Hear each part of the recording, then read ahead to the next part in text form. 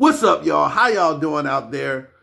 I'm back with another Goal Line, the Washington Commanders football show. I'm your host, Freddie Football, and we're going to go back. We're going to do a little history this time. We're going to go back into the 2010s where there's the different facts, records, and history that I want to go through with you with. Not going to take a lot of your time, and hope y'all are doing great out there. Looking so forward to this season for the Commanders. And there's so much going on, so many good things happening. So let's get on with this, and let's y'all check it out for y'all scholars out, Washington franchise scholars. December 22nd, 2013, Sticky Fingers.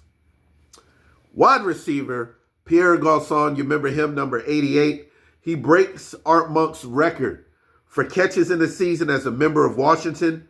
Garcon catches 11 passes in a 24-23 loss to the Dallas Cowboys to bring his total to 107, and he finishes the season with an NFL best 113 catches. This was back in 2013, Pierre Garcon. December 30th, 2012, division champs. Rookie running back at the time, Alfred Morris. Y'all remember him, number 46. I used to wear his jersey. Rookie running back Alfred Morris sets Washington's single rushing record against Dallas in the final game of the season, pushing Clinton Portis with 1,613 yards. Wow. Against the Cowboys, once again at home at FedEx Field, Morris has a dominant performance, rushing for 200 yards and 3 touchdowns, helping his team lock up the NFC East division for the first time since 1999.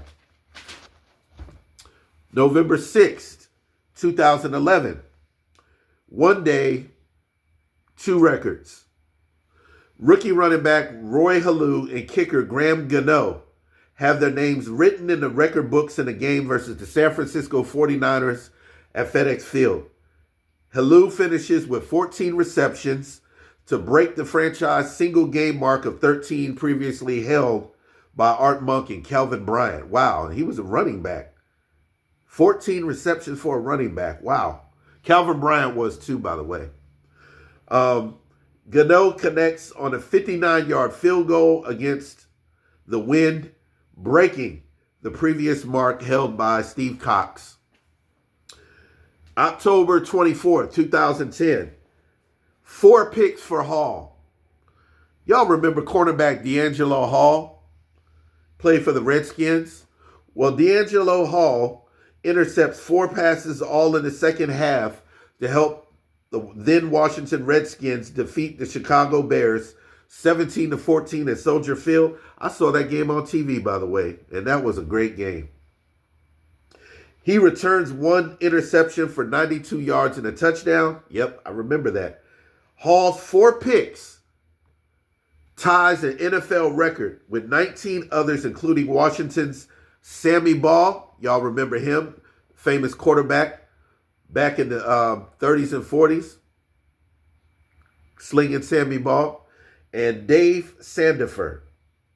Okay, now we're going to go to the 1980s. When did Redskins coach Joe Gibbs become the franchise's winning coach?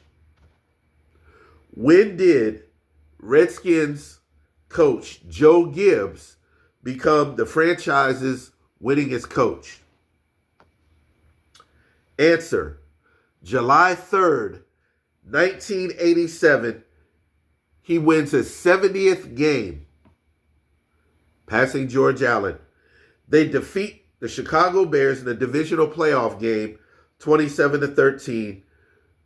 Washington Redskins coach Joe Gibbs becomes the winningest coach. January 3rd, 1987, he wins his 70th game, franchise game, and becomes the winningest all-time coach in Washington. Okay, with time running out, NFL record on the line. This is 1982. in a game against the New York Giants at RFK Stadium. With time running out, NFL record on the line, and the game on the line versus the New York Giants, what kicker kicked his 21st field goal and won the game to break the record of 20 straight field goals made by Garo Yepremian? Answer: kicker Mark Moseley kicks his 21st field goal, and by the way, he set a record of 23 straight. He made two more to set the new record of 23 field goals. Mark Moseley kicks his 21st field goal, and the Washington Redskins win in the last few seconds as time runs out. They beat the New York Giants 15-14 in the driving snow in that game. I remember that game. I was a teenager. Quarterback Joe Theismann in that game got his teeth knocked out. They did an interview with him at the end of the game, and the bridge of his teeth up here were knocked out on a helmet contact by a New York Giant player. Okay, December 27th, 1998, this man finishes the season leading the NFL in total combined net yards for the fourth time, joining Hall of Famer running back great Jim Brown, Superman, as the only players in NFL history to lead the league in the category 4 times. Who is this mystery man? Finishes the season leading the NFL in total combined net yards for the 4th time. You see him on TV all the time, and he broadcasts Commanders games, and he's still around. The answer: B. Mitch, Brian Mitchell, number 30. Number 30, B. Mitch, Brian Mitchell, sets the NFL, finishes the season in 1998, leading the NFL in total combined net yards for the 4th time in his career, joining Hall of Famer running back great Jim Brown as the only players in NFL history to lead the league in the category 4 times to do it. Okay, facts. 1996, December 16th, 1996. So long, RFK.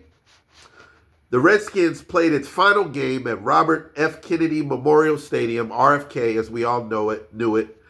They played their final game against the Dallas Cowboys, with Washington greats from the past attending the game. Who do you think won?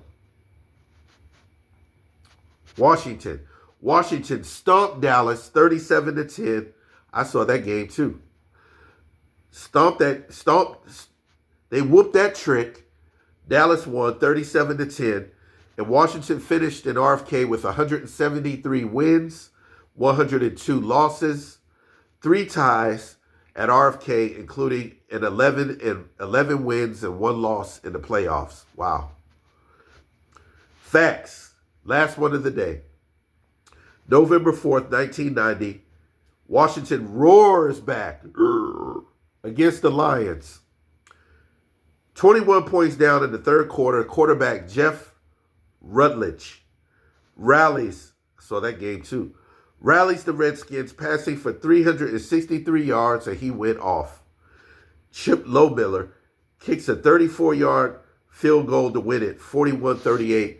And I'm telling you, I saw that game and I thought the Redskins were doo-doo. And Jeff Rutledge came in the game. I believe the starting quarterback at the time, whomever it was, got hurt. So the backup, Jeff Rutledge, came in the game, and he absolutely lit the Detroit Lions up like fireworks. 363 passing yards. They were 21 points down.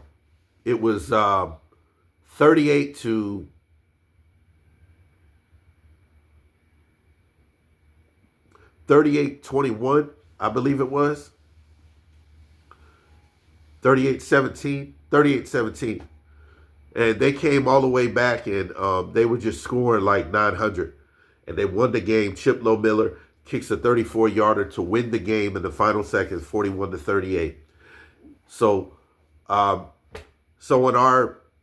concludes our video for the day, folks. Hit that subscribe button, hit that like button.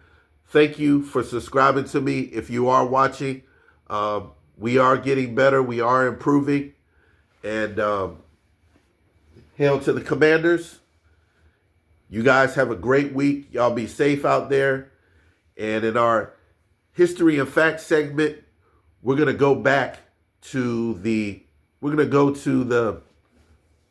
let's see.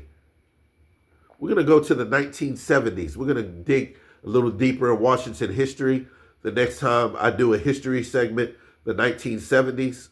So you guys stay safe out there. Y'all have fun. Y'all be blessed. Y'all have a good one. Don't forget, hail to the Commanders. Peace.